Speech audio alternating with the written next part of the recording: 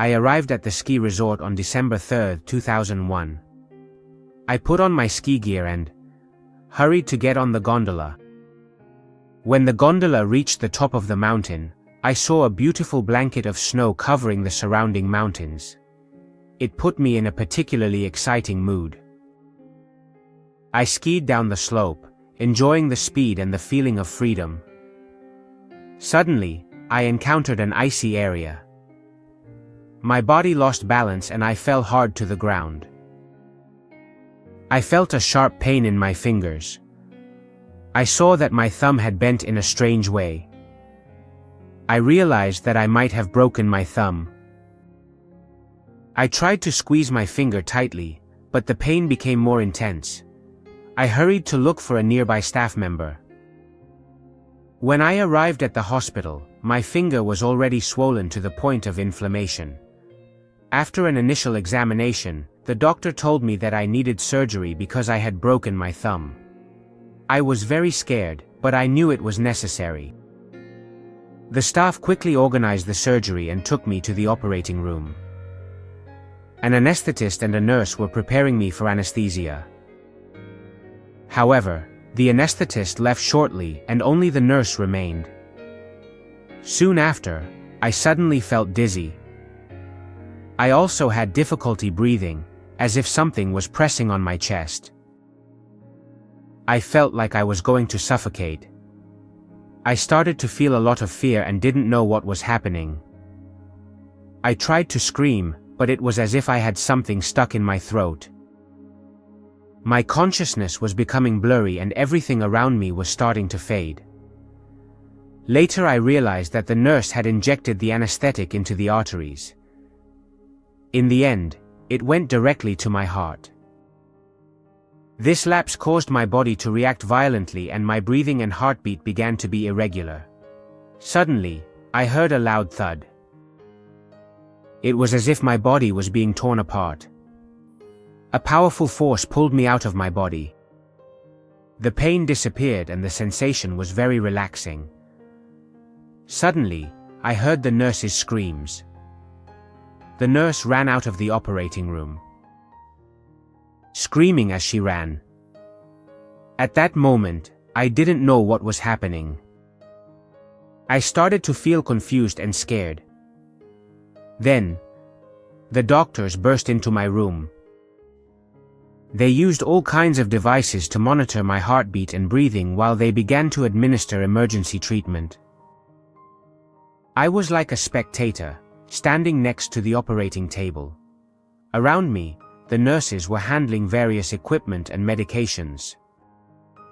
I could see their hands moving quickly and their faces showed an expression of concentration and tension. They were injecting me with some kind of medication. Suddenly, a hand squeezed my head. A man's voice told me it was time for me to leave here. When the hand pressed my head, I felt a mysterious force. I felt my soul lighten. When I turned around, I found no one.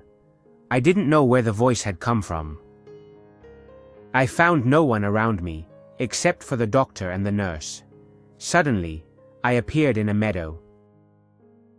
The grass surrounding me was very tall, almost reaching my waist. A gentle breeze was blowing, and I could smell its sweet fragrance. I lay down in the grass and felt a well-being I had never felt before. In this world, everything seemed to be alive. Every tree, every leaf, every blade of grass has its own story.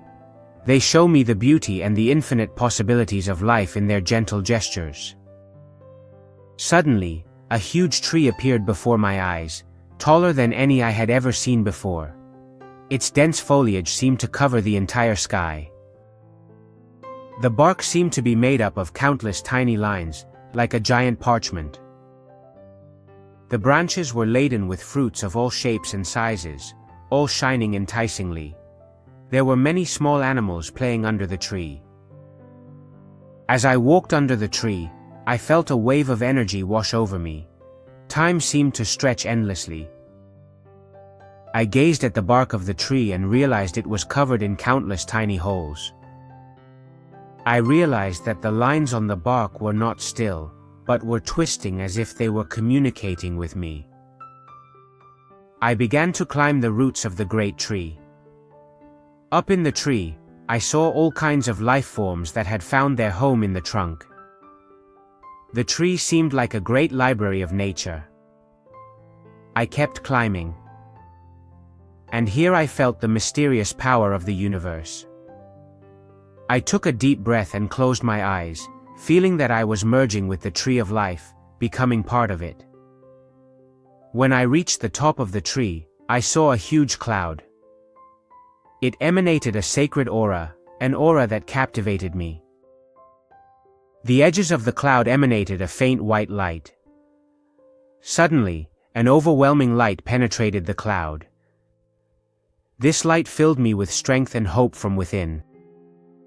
The bright light of the cloud became increasingly intense, and my body began to shine as if the whole world were illuminated. I began to hear countless voices calling me by my name. These voices felt both familiar and unfamiliar at the same time. A mysterious force was guiding me, and I walked slowly towards the light. The light grew stronger, as if it were going to engulf everything. I was not afraid, instead, I felt very calm. As I entered that light, I felt my soul beginning to vibrate incessantly, as if it were being illuminated and purified by a mysterious power. My mind also cleared, as if my mind had entered a higher level of consciousness. I did not know the source of this power, but I knew it was guiding me.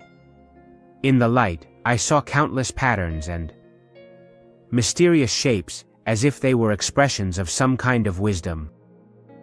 Next, countless images passed before my eyes. All were fragments of my past life, each second of which was recorded. I saw scenes of myself as a child, good times with friends and family, and difficulties I had encountered. It was as if those images were alive and returning to me. These clips recorded the fragments of my growth and my experiences. I saw the dreams and goals I had once had. And I also saw where I was now and what I had achieved. Suddenly, the voice reappeared.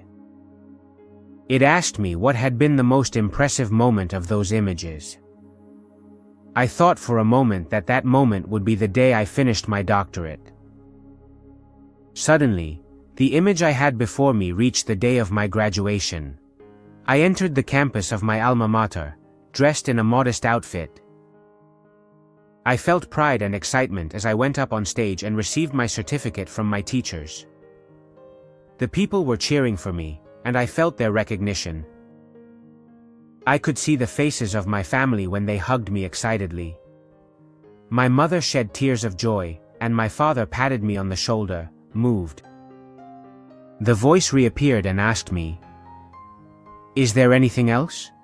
I felt a bit confused, as if I wasn't very happy with the answer I had given. I remembered that I had won the city championship in a skiing competition. The scene I had in front of me changed again. This time, I saw a white snowy mountain. The scene of me skiing was revealed before me, and I felt the cold air brush against my cheeks. The speed made my heart race faster, but I remained full of confidence and courage.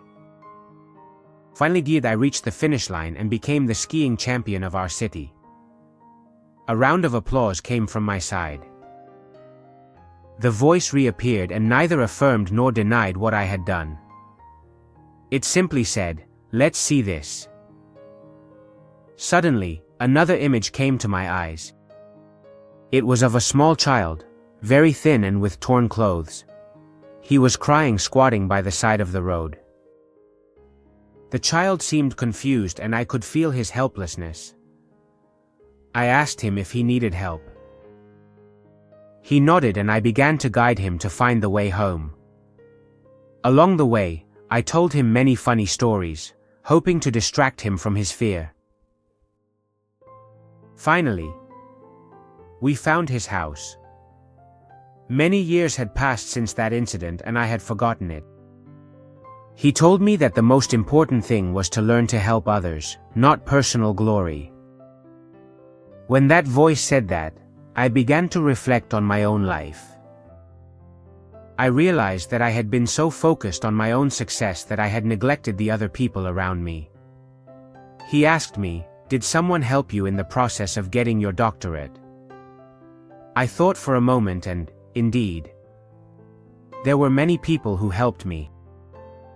The voice continued saying, "Your success is not only due to your own effort, but also to the support and help of others. Your achievements make sense when you are able to help others." I felt very embarrassed.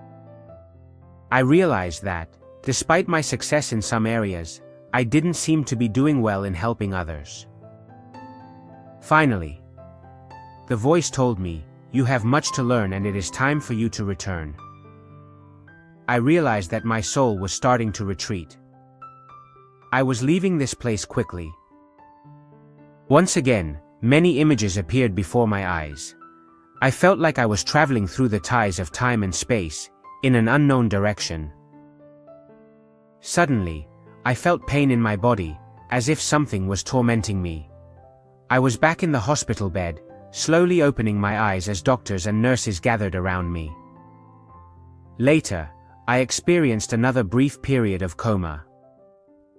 A month passed before my health slowly improved. My memory began to clear, and I remembered the mysterious voice and everything I had lived.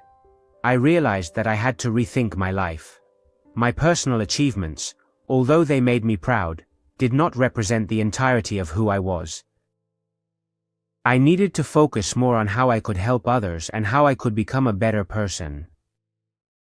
This time of pain and suffering taught me that the most important thing in life is not personal achievements, but how to positively influence others. Later, I joined a volunteer organization to help those in need in any way I could. I also started to actively participate in some charitable activities. I know I still have much to learn, but I will keep moving forward.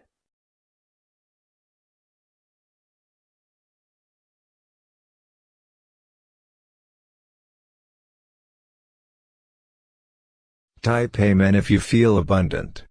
Remember to like this video, and give thanks.